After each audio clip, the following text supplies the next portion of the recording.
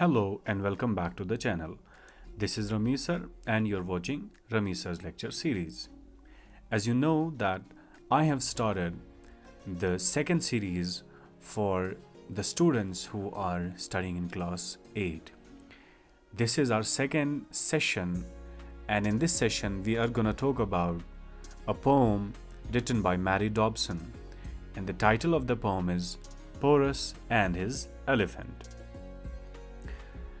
As you know that before starting the poem, we have a habit of reading the whole poem in front of you. So let us do it. Hear ye a tale of the days gone by, days whose recording is short and scant. This is a tale that can never die, told of a king and his elephant. Out on the plain where the waters go, out on the banks of the Jahlim wide, Porus the king went to meet his foe, Porus the king in his battle pride.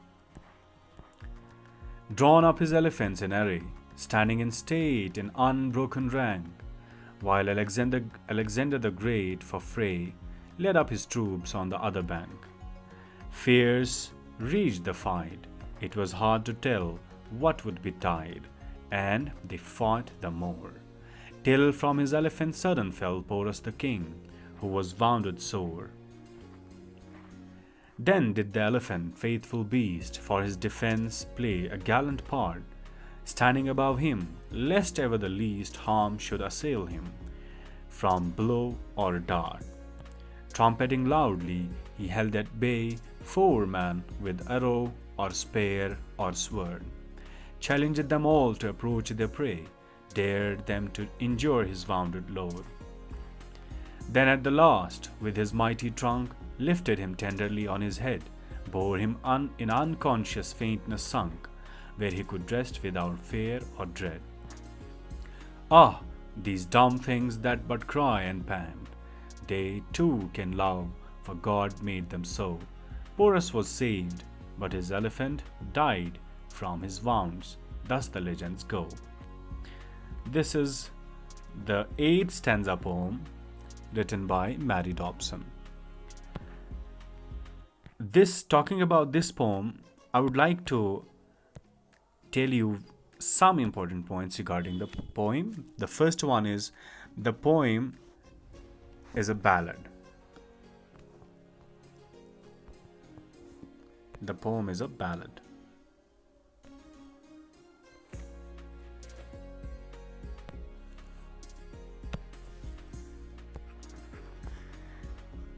B-A-L-L-A-D, ballad. Ballad is a lyrical song. Ballad is actually written, they are composed for singing. That's why we call them ballad. Ballad इसलिए लिखे जाते हैं ताकि उनको गाया जाए.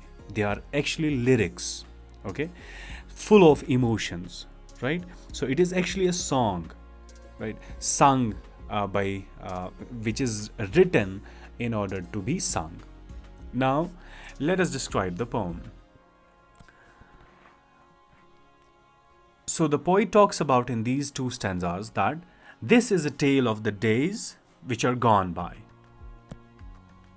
Gone by means past. So this is a story of past, right? It is a story which belongs to past. It is not a story which is kind of happening in the future. ये एक ऐसी कहानी होगी जो कि past के बारे में होगी. Days whose recording end is short and scant. ये ऐसे दिनों की बात है जिनका रिकॉर्ड करना, जिनका याद होना बहुत ही शॉर्ट है, बहुत ही scant. Scant is again means short, okay? बहुत कम. This is a tale that can never die. The poet says that ये एक ऐसी कहानी है कि ये कभी मर नहीं सकती, ये कभी ख़त्म नहीं हो सकती. ये एक ऐसी कहानी है. Because it tells us a story of a king and his faithful elephant. ये हमें एक बादशाह के बारे में बताएगी ये पोएम और या कहानी, और ये हमें एक एलिफेंट के बारे में बताएगी. Out on the plain. Now what do you call plain? Plain is a kind of flat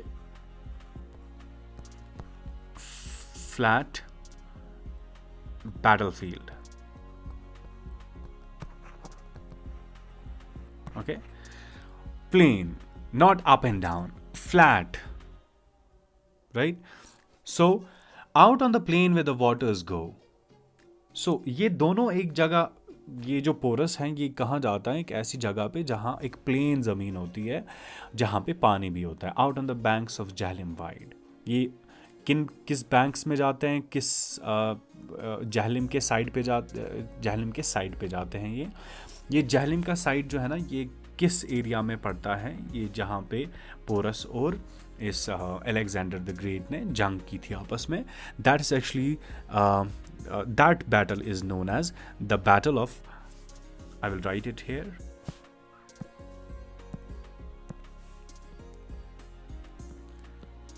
the battle of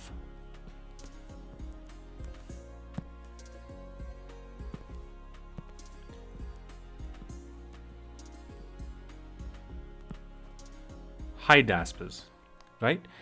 इस जंग को हम जहाँ पे पोरस और इसने जंग करी थी आपस में, इसको आप कहते हैं हाइडास्पस, right?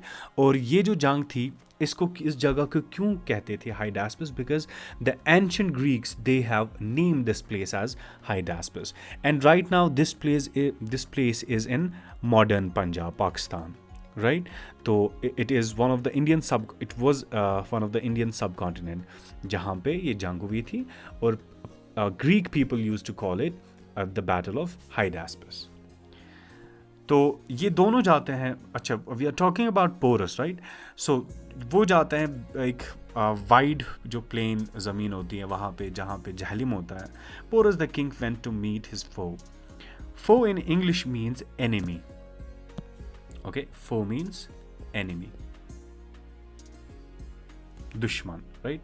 Porus the king in his battle pride. ये जो पोरस है इसको martial glory है, right? Martial glory. He is in pride, battle pride. Someone who is having a kind of this thought that he will fight and will win the battle, right? That is what we call as battle pride. एक ऐसा इंसान जिसको पता है, okay, he is proud of this कि मैं जंग में जाऊंगा और मैं जीत के आऊंगा. So Porus was that kind of a person. He was having a martial glory, a battle pride. Now drawn up his elephants in array. अब पोरस क्या करता है, ये अपने एलिफेंट्स को एक लाइन में लगाता है, राइट? वो उनको एक सामने, जैसे सफ़ें होती है नमाज के लिए जब हम जाते हैं, तो जैसे सफ़ें होती हैं वैसे ही ये एलिफेंट्स को एरे में लगाते हैं, लाइन में. He puts them, he draws them in the line. Standing in state, तो वो सारे बिल्कुल खड़े हो गए थे. They were in position in unbroken rank. देख, ऐसे वो खड़े हुए, ऐसे उन्होंने पोजीशन ली कि कोई अनब्रोकन रैंक नहीं थी. ओके, कोई भी उनके अंदर से नहीं जा पाता क्योंकि वो वैसे खड़े हुए थे. They were sitting, they were standing very tight, close together. While Alexander the Great for Frey led up his troops on the other bank. Now, जो इसका दुश्मन था जिसके साथ इसको जंग करनी थी, his name was Alexander the Great. उसने क्या किया? He was also known for bravery. He was also very much powerful, just like Porus. Okay. अच्छा, उसने क्या किया Alexander the Great ने? उसने for attack he Frey means attack. Attack करने के लिए what he did, he led his troops on the other bank, right? वो दूसरे साइड से आ गए, ये एक साइड से आ गए. Now both of the armies are in front. Fierce raged the fight. Fierce and raged both have synonymously the same meaning, and it means anger, extreme anger, right? तो बहुत ही खतरनाक की लड़ाई स्टार्ट हो गई. It was hard to tell what would betide. Betide means happen. तो ऐसी लड़ाई स्टार्ट हो गई कि it was hard that nobody could tell that what is going to happen, क्या हो जाएगा. And they fought the more. तो जितना टाइम ज़्यादा हो रहा था जंग के लिए, उतना ही जो ये जंग है वो और ज़्यादा खतरनाक हो रहा था. Till from his elephant sudden fell Porus the king. अब क्या होता है, we all know that Porus was on the elephant, right? And during the battle, during the war, Porus was on the elephant. He fell down from the elephant. Okay, and once he fell down from the elephant, he was wounded. उसको वो जख्मी हो गया, right? Wounded, sore. Sore means something which is painful, which gives you pain, right. तो उसको ज़ख्म लग गया and it was very painful for him, क्योंकि एक हाथी से गिरना, एक एलिफेंट से गिर जाना, this is not a joke. And he was once he fell down, he was bounded. Then did the elephant, faithful beast, for his defense play a gallant part. Now let us talk about elephant. We talked about this Porus. Now see his elephant, जिस पे वो था, वो जब गिरा उससे, ठीक है.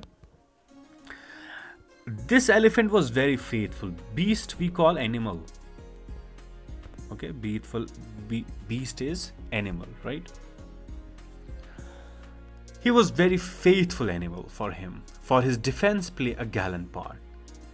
Okay, he was actually playing a very important role. He played the role. Okay, उसने एक ऐसा रोल प्ले किया कि जिससे उसके बादशाह की लाइफ बच गई. और लेकिन उसके साथ क्या हुआ वो हम लास्ट में देखेंगे कि एलिफेंट के साथ होता क्या है. So for his defence play a gallant part. तो इसने क्या किया एलिफेंट ने? He did his brave part, right. इसने क्या किया? Standing about him, elephant was so much brave that he stood in front of Porus. Lest ever the least harm should assail him. कम से कम नुकसान पहुंचे इसके बादशाह को, right. Lest ever the least harm should assail him, right. Assail means जब किसी पहुंचना, राइट. रिसीविंग और गेनिंग. तो ये चाहता था एलिफेंट कि मेरा जो बादशाह है इसको कम से कम नुकसान पहुंचे, कम से कम इसको हार्म पहुंचे फ्रॉम ब्लो और dart, right. From arrows and from dart you may call dart as iron rod, because in ancient times people used to throw the darts to the enemies, right. They would use the iron rods. तो कम से कम नुकसान पहुंचे इसके बादशाह को, क्योंकि they were just throwing the arrows, they were throwing the darts to the obviously when the two armies are in front they would attack each other. तो इसने क्या किया एलिफेंट ने? ये सामने आ गया इस अपने बादशाह के. Trumpeting loudly, okay, he was just trumpeting. वो आवाज़ें निकाल रहा था, वो शोर उसने मचाया वहाँ पे. Trumpeting loudly, he held at bay four man. Four man is the person who is leading the army, right? The leader of the army or leaders of the army, right? तो उसने क्या किया? Trumpeting loudly, he held at bay four man with arrow or spear or sword. तो इसने he held him back. Elephant held Porus back. उसने उसको पीछे रखा और अपने आप को सामने लाया, ताकि कोई जो लीडर होगा, जो सामने वाले सोल्जर्स में से कोई बंदा होगा, वो इसको एरो, स्पेयर और स्वर्ड ना लगाए. Challenged them all to approach their prey. Now, elephant is in pride now. He is challenging the enemies that if you dare come and approach to me, dare them to injure his wounded lord. Okay, he gives them the challenge. He dares them.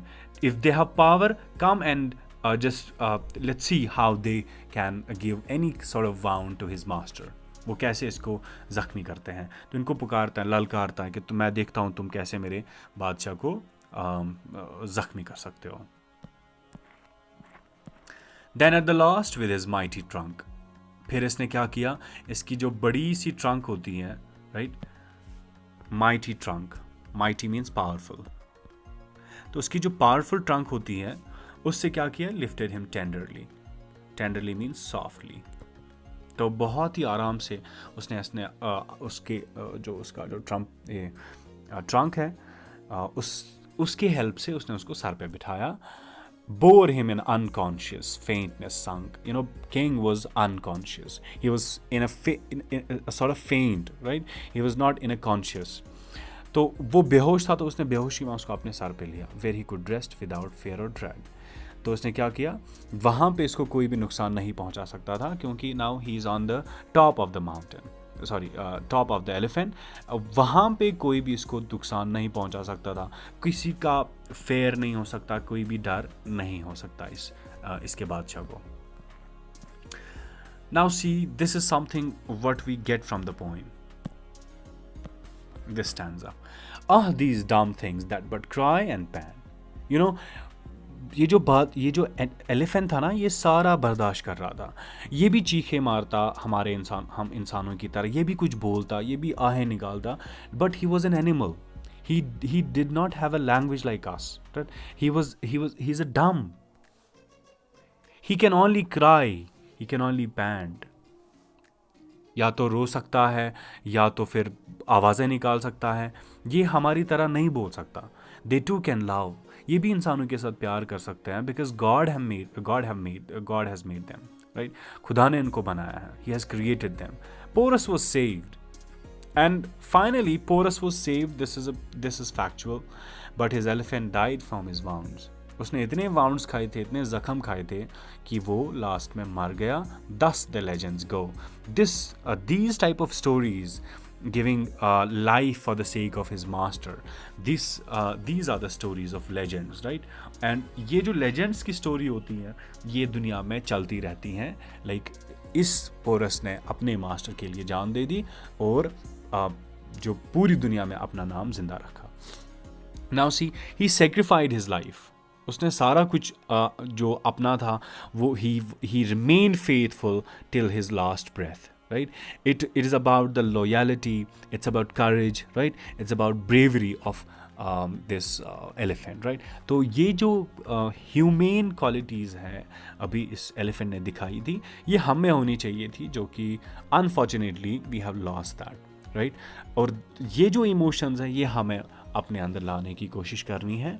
That is what the poem means.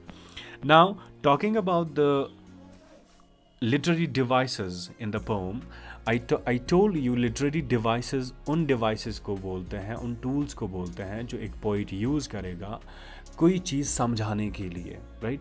For the better explanation, in order to make his argument clear, right?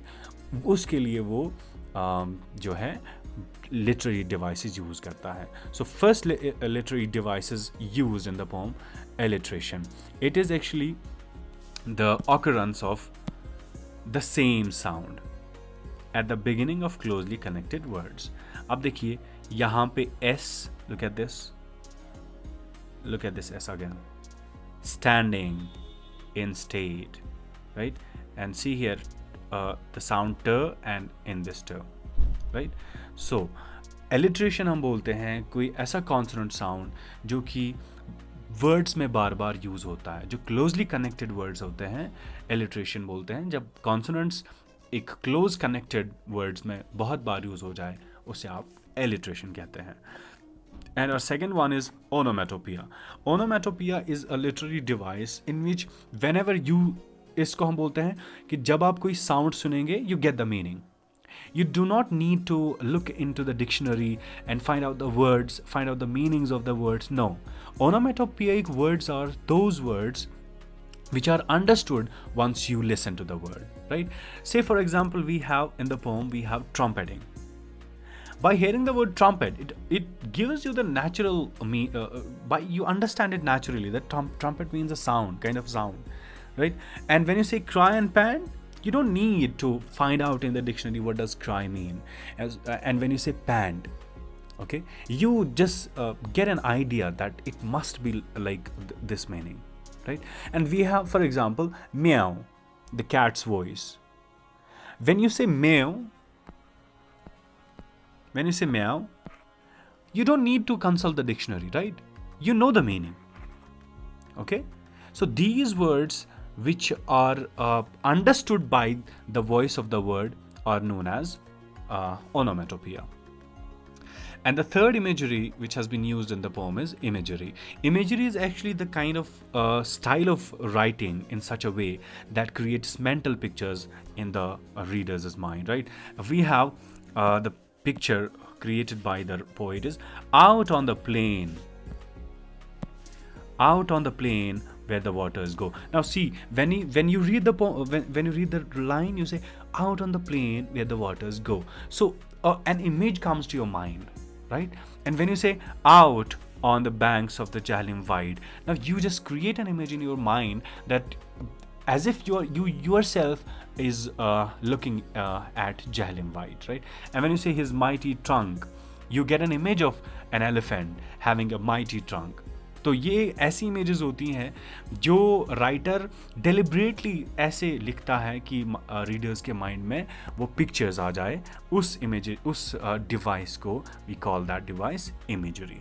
So I hope you have understood the explanation of the poem. You have understood the three literary devices used by Mary Dobson in the poem, and the crux of the poem is that we have to be humane. We have to develop the qualities of human beings. That's why we are humans, right? We don't have to be violent with the animals even, because they are having their lives, they're having their mind and soul, right? So we don't have to be harsh with them also. We have to be humane with any creature who has been created by God, right? So with this, I'm just finishing the today's session. I hope you liked the video. If you have liked the video, subscribe to the channel, and this kind of gives me the motivation to keep on making the videos. Thank you so much.